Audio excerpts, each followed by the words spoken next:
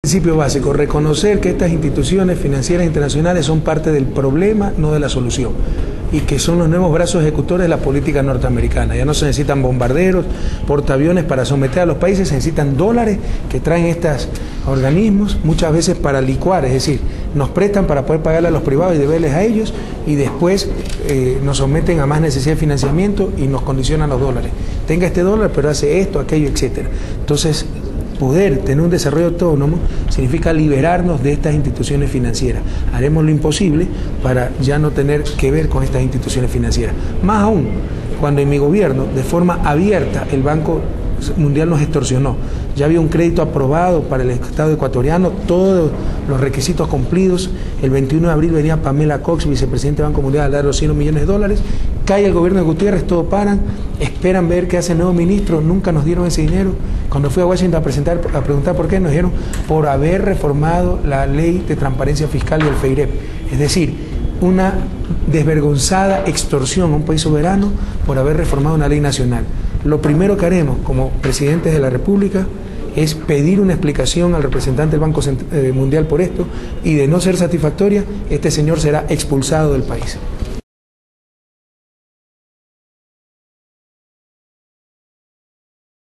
La transferencia neta de recursos con respecto a los financistas del Ecuador hace tiempo es negativa, es decir, estrictamente hablando no necesitamos 2 reales de financiamiento, necesitamos que se refinancie, se reestructure la deuda.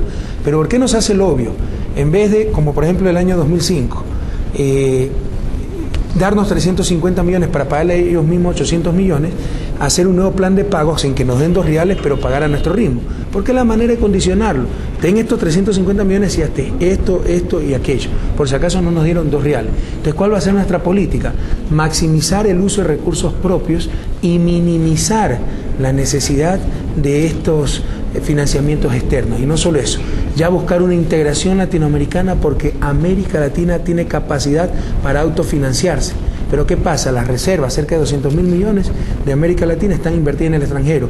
¿Por medio de quiénes? De los bancos centrales. Esta autonomía de los bancos centrales es un eje fundamental en esta política de sometimiento, porque estos bancos centrales no responden a los gobiernos nacionales ni a las democracias nacionales, sino a estos organismos internacionales. Entonces hay que romper todos estos esquemas perversos, hacer que los bancos nacionales centrales tengan control democrático y obligar a que traigan las reservas a la región, juntar esas reservas, hacer un fondo regional, y con eso la región tiene capacidad de autofinanciarse.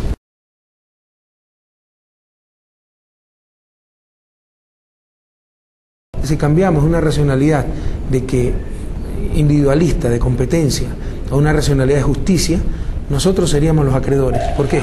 América Latina, por ejemplo, los países de la cuenca amazónica proveen el bien más valioso, indispensable para la vida del planeta: oxígeno, la cuenca amazónica. Pero tú puedes respirar ese oxígeno en el primer mundo sin pagarlo. Yo, para utilizar el tractor, sí tengo que pagarlo. Es decir, la diferencia es que ese bien de gran valor no tiene capacidad de exclusión, el tractor sí. Solo por eso los unos son ricos y nosotros somos pobres.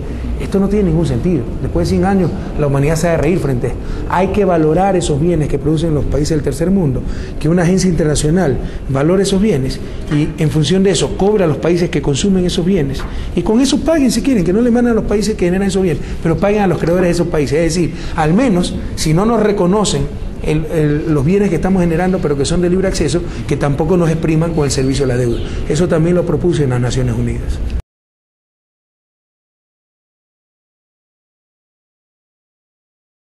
Ya negociar en bloque es un paso bastante importante, porque ¿qué sentido tiene llamarnos comunidad cuando 2 países negocian bilateralmente con Estados Unidos un tratado que atenta contra la normativa andina? En todo caso, nosotros no estamos contra el comercio, estamos contra el bobo aperturismo. Busquemos el comercio siempre que sea de beneficio mutuo, siempre que fortalezca y promueva nuestra base productiva y el empleo nacional. Si en ese sentido es el acuerdo con la Unión Europea, bienvenido. Si no es así, a rechazar todo aquello que destruya aún más nuestra escuálida economía y que destruya empleo nacional.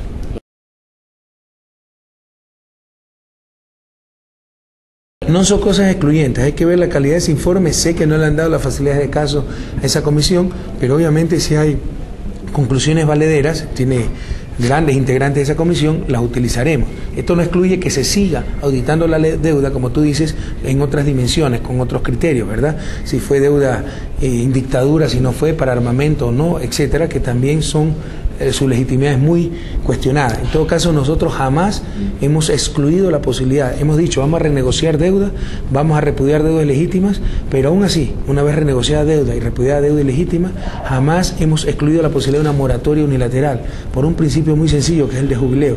La vida antes que la deuda. Hay compromisos internacionales, pero también hay compromisos nacionales. Educación, salud, trabajo, dignidad. Y la vida está antes que la deuda.